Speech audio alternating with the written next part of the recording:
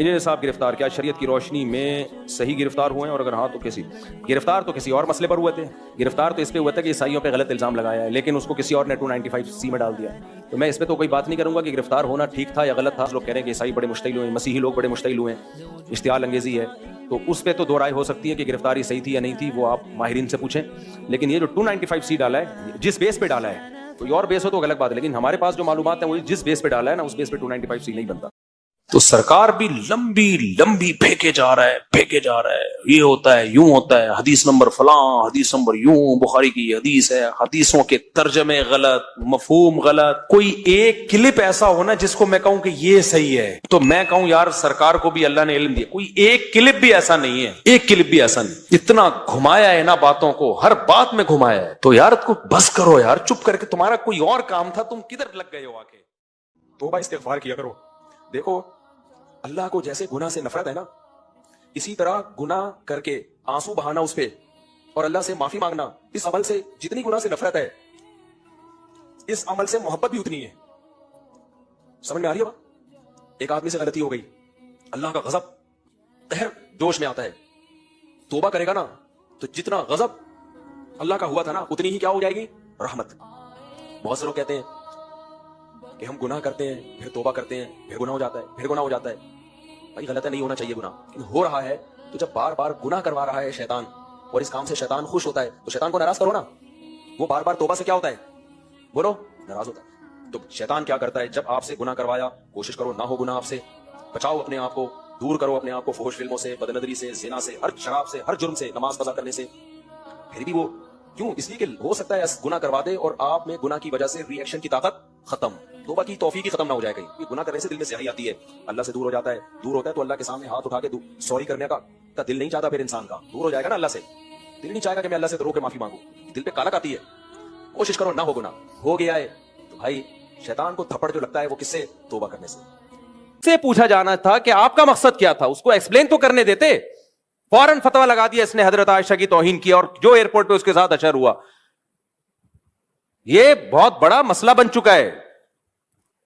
تو اس لیے یہ ذاتی دشمنیوں کا یہ جو ہے نا قانون, یہ کچھ مولویوں نے ذاتی دشمنیوں کا ذریعہ بنایا ہے.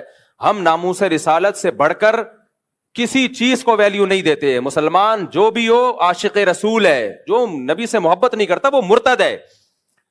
تو اس لیے اس مسئلے میں بابانگ دوہل کہتا ہوں, چاہے انجینئر سے میرے 100 اختلافات ہوں, لیکن یہ جو 295C اس بیس پہ لگایا گیا ہے کہ اس نے عیسائیوں کے بارے میں یہ کہا کہ دجال ہے, معاذ اللہ, نقل کفر, نبی کی طرف نسبت کی, عیسائیوں کی طرف, تو یہ توہین کا کیس نہیں بنتا اس پہ.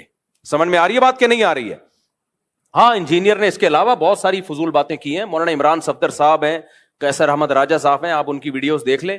عمران صفدر صاحب نے تو ایک ایک کچے چھٹے کھولے میں, اور کس قدر بد کلامی کی ہے صحابہ کے بارے میں, کس قدر بد زبانی کی ہے صحابہ کرام کے بارے میں. تو اس پہ آپ ایکشن لیں, اس پہ ہم بھی آپ کے ساتھ ہیں.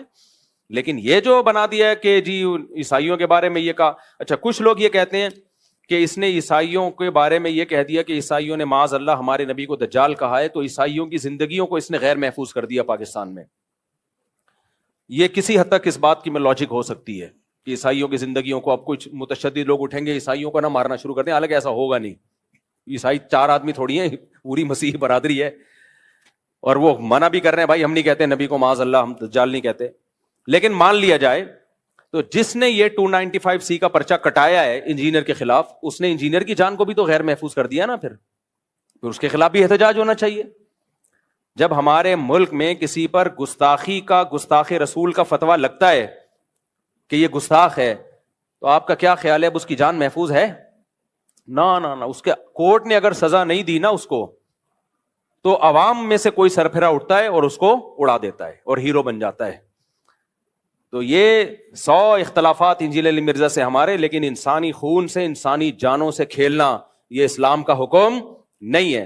اور ایک اہم ترین بات علماء کرام اور مفتیان کرام کے لیے, ویسے بھی میں آپ کو بتاؤں, یہ آپ سوال اگر کسی بھی بڑے دارالافتاء میں لکھ کے بھیجیں, مثال کے طور پر انجینئر نے جو الفاظ استعمال کیے نا عیسائیوں کی طرف نسبت کی, آپ جامعۃ الرشید میں فتویٰ بھیجیں, آپ بنوری ٹاؤن میں فتویٰ بھیجیں, آپ بنوریا میں بھیجیں, آپ دارالعلوم کرنگی میں بھیجیں, جامعہ فاروقیہ میں, یا بریلویوں کے کسی بڑے معتبر ادارے میں, کوئی بھی اس پہ گستاخی کا حکم نہیں لگائے گا.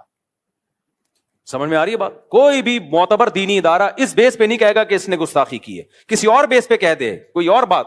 تو اس لیے اگر آپ نے 295C کا پرچہ کرانا ہے تو یہ پرچہ نہیں بنتا، اس پہ نہیں بنتا پرچہ. سمجھ میں آ رہی ہے بات؟ کہ میں ڈیفینڈ نہیں کر رہا اس کو، میں یہ نہیں کہہ رہا وہ صحابہ کے بارے میں بہت اچھا بولتا ہے، اس نے تو جو بکواسات کی ہیں وہ دنیا کے سامنے ہیں.